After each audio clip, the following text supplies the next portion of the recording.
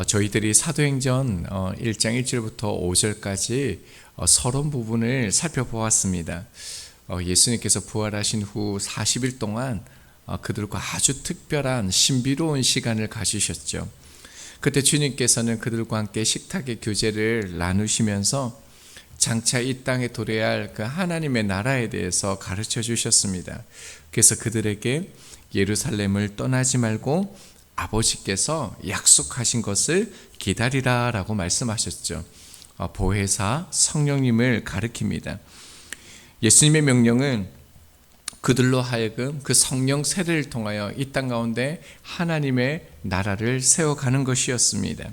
성령 세례는 예수 그리스도를 믿음으로 성령께서 내주하시며 동시에 이루어지는 놀라운 사건이죠. 이로써 하나님의 사람으로 거듭나게 되어지고요, 하나님이 주시는 새로운 생명의 삶을 살기 시작하는 것입니다. 마치 사람이 공기 속에 잠겨 살아가고 물고기가 물속에서 살아가듯이 성령 안에서 살아가는 놀라운 삶이 시작되는 것이죠. 자, 그런데 문제는요, 주님께서 그토록 놀라운 그 하나님 나라의 그 가치, 그 의미를 말씀해 주셨음에도 불구하고 그들이 깨닫지 못한다라는 겁니다. 이것은 동일하게 저희들이 신앙생활을 하는 모습과도 너무 비슷한데요. 6절 말씀입니다. 그들이 모였을 때에 예수께 여쭈어 이르되 주께서 이스라엘 나라를 회복하심이 이때니까 하니, 자, 주님께서 분명히 3절에 하나님의 나라에 대해서 가르치셨습니다. 그리고 너희들을 통해서 성령께서 임하셔서 이 일들을 하실 것이다 라고 말씀하셨습니다. 자, 그런데 사도들은요, 이스라엘 나라의 회복에 대해서 묻고 있습니다.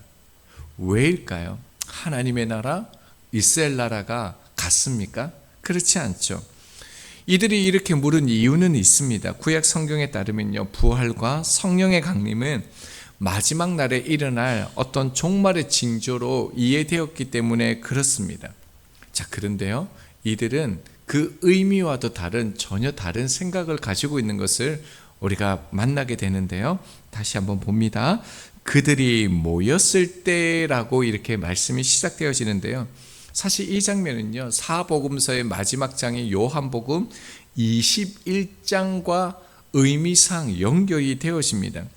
예수님께서 베드로에게 네가 순교할 것을 말씀하셨죠. 그리고 난 다음에 너는 나를 따르라 라고 말씀하셨습니다.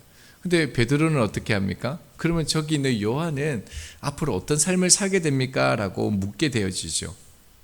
그때 주님께서 이렇게 말씀하셨습니다. 요한복음 21장 22절입니다. 예수께서 이르시되 내가 올 때까지 그를 머물게 하고자 할지라도 내게 무슨 상관이냐? 너는 나를 따르라 하시더라. 베드로가 그 요한에 대해서 물었을 때 주님께서 하신 말씀은 무엇입니까? 요한의 장래에 대해서 네가 간섭할 것이 아니다라는 것입니다. 너는 내 길, 내 명령, 내가 너에게 주어진 그 삶을 따르라라는 것을 분명히 하신 것이죠. 사실 이 맥락도 똑같습니다. 하반절에 보면요, 주께서 이스라엘 나라를 회복하심이 이때니까 하니라고 얘기합니다. 주님이 말씀이 전해졌는데 이들은요, 전혀 다른, 사실 자기의 관심, 자기의 현실적인 문제에 대해서 또 다른 질문을 하는 것입니다. 여기서 보면 이스라엘 나라라는 표현 앞에 정관사가 붙어져 있습니다. 그리고요, 회복하심이, 회복하다라는 이 뜻은 되돌리다, 복구하다, 다시 세우다, 이런 뜻을 가지고 있는데요. 그러니까 제자들이 묻는 것은 무엇입니까? 주님, 자, 그렇다면 주님께서 말씀하신 하나님의 그 나라가 바로 이스라엘 나라의 회복을 말하는 것이지요. 이렇게 묻는 것이죠. 자, 그러니까 이제 사망 권세를 깨트리시고 일어나신 주님께서 놀라운 권능으로, 그 능력으로 우리의 조국을 로마로부터 해방시킬 날이 이제 온 것이죠. 그 날이 언제입니까? 라는 겁니다. 이것이 그 정관사 안에 붙어있는 이스라엘의 그 뜻하는, 그들이 지금 요구하고 바라는 하나님의 나라의 의미였다라는 것입니다. 자, 그러니까 제자들은 예수님께서요, 하나님의 나라를 직접 가르쳐 주신 그 의미를 어떻게 받아들입니까? 자신들의 민족 이스라엘 나라의 그 회복과 동일시하고 있다라는 겁니다. 예수님의 죽음이 사실 그들의 현실, 그들이 원했던 꿈의 상실이었다면요, 이제 예수님의 부활이 뭡니까? 새로운 꿈의 그들의 현실의 그 부활이 되는 것이죠.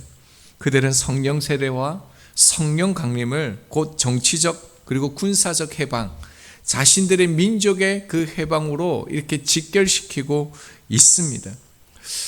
그럴 수도 있겠죠. 주님께서 부활하셨는데요. 그래서 그토록 그들이 소망했던 말씀 속에서 그들이 기다렸던 다윗 왕국이 재건되어지고 로마의 압제에서 벗어나고 예수님께서 왕으로 등극해서 다시 다윗처럼 열방을 다스리는 그런 나라를 그들이 꿈꿀 수밖에 없을런지도 모르겠습니다.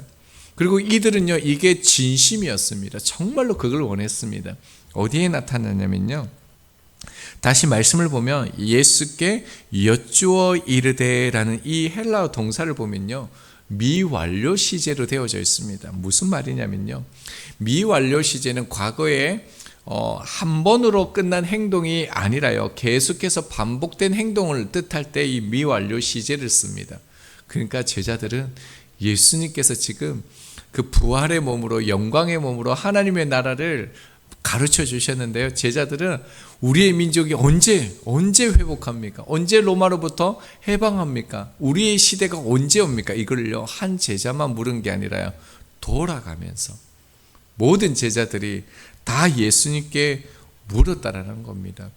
이런 부분들은 우리가 신앙생활 할 때 참 유의 깊게 집중해서 봐야 될 모습입니다.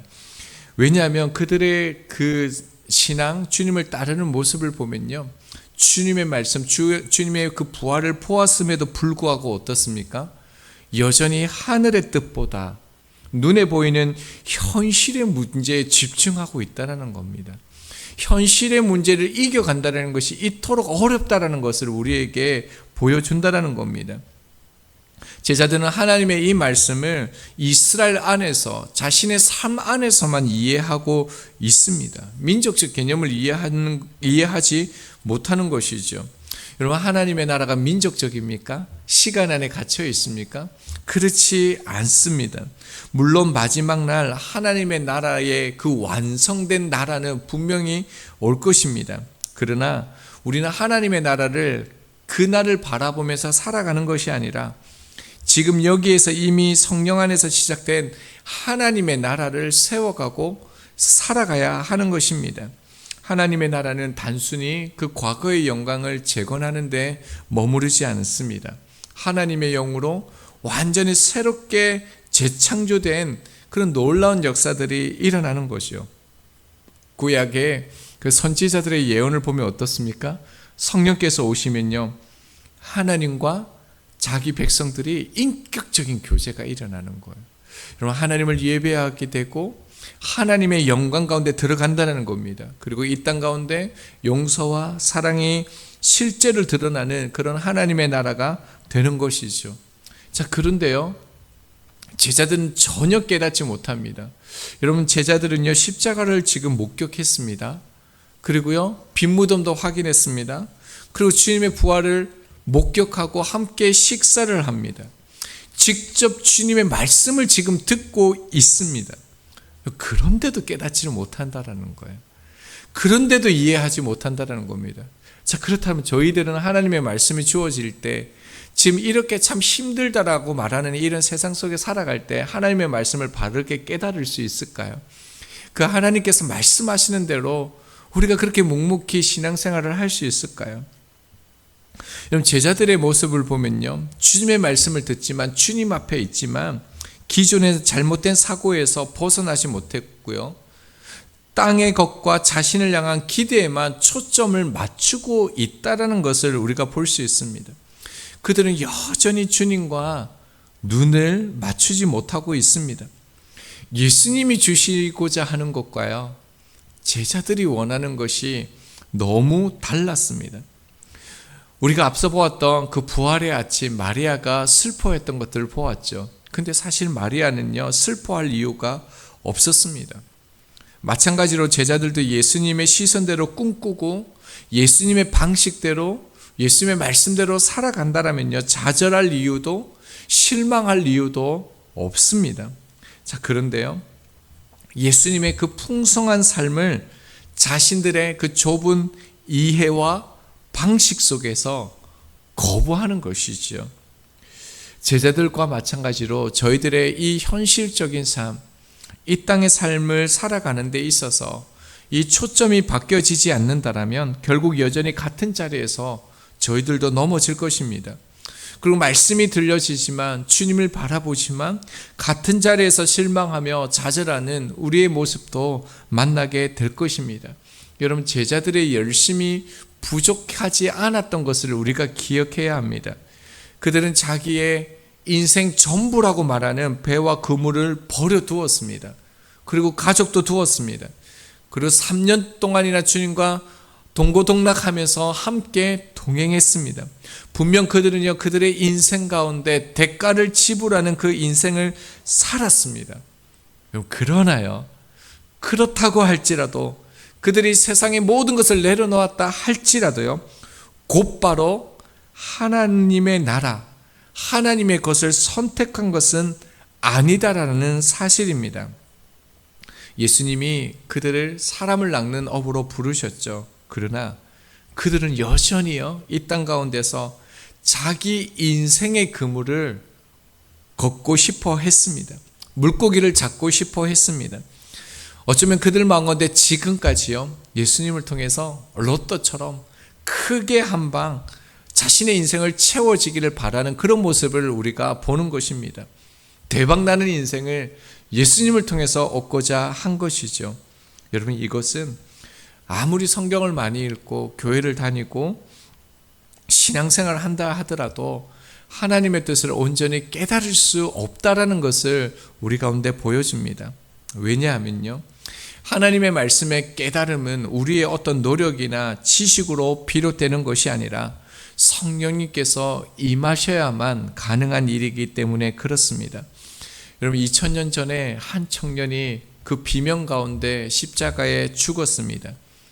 이 청년이 주와 그리스도, 우리의 구원자 하나님의 아들이 되셨다라는 이 놀라운 신비를 우리의 감정적으로, 우리의 지식적으로, 우리의 노력으로 믿을 수 있을까요?